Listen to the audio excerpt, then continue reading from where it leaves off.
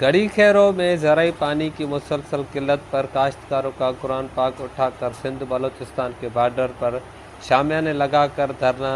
3 घंटे से जारी रहने वाले धरने के बाद सिंध बलोचिस्तान के मुख्तलिफ इलाकों की तरफ चलने वाली ट्रैफिक मुअत्तल हो गई। गाड़ियों की लंबी कतारें लग गईं। इस हवाले से काश्तकारों ने मीडिया से बात करते हुए कहा कि मुमताज़ जखरानी एजाज जखरानी के खिलाफ जेको असांजो वोट वठी करे हे कुरान ते असां सां वाइदा करे विया तव्हांखे पाणी मिलंदो, तव्हांजा सभु कम थींदा। असांजे अॻियां कुरान ते हथ रखियो, कुरान ते हथ रखी करे असांखे टाइम सुञाणनि बि नथा, असांजो फोन बि नथा खणनि, गड़ी वारनि सां मिलण जे लाइ बि तयारु न आहिनि।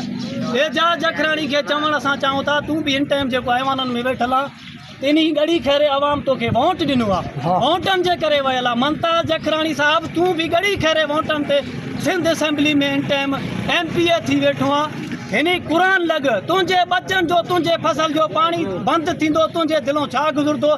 जखरानी साहब तुंहिंजा वाट तुंहिंजा शाखा भरिया पिया आहिनि।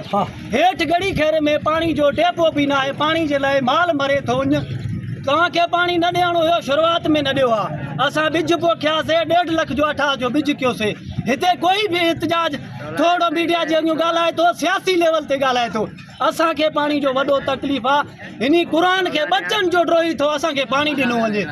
साईं मुराद अली शाह बिलावल भुट्टे साहिब सां असांजो अपील आहे, तव्हांजा 4 सूबा हुया कंहिं टाइम में, तव्हांजनि वज़ीरनि जा इहे हाल आहिनि, तव्हां वटि सूबो सिंध बि न आहे रहियो हिन टाइम। हे क़ुरान जो अपील थो बाबा, क़ुरान लॻ असांखे सिर्फ़ु पाणी जो मुतालबो आहे, असांखे पाणी ॾिजो।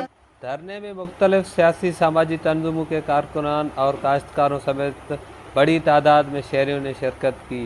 काश्तकारों ने कहा कि महंगे दामों पर बीज खरीदे हैं, लेकिन मुसलसल पानी की अदम फराहमी से जलकर तबाह हो गई हैं।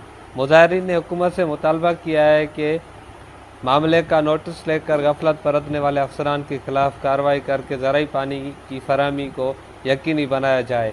कैमरा टीम के साथ नूर जमाली, वश न्यूज़, गड़ी खैरो।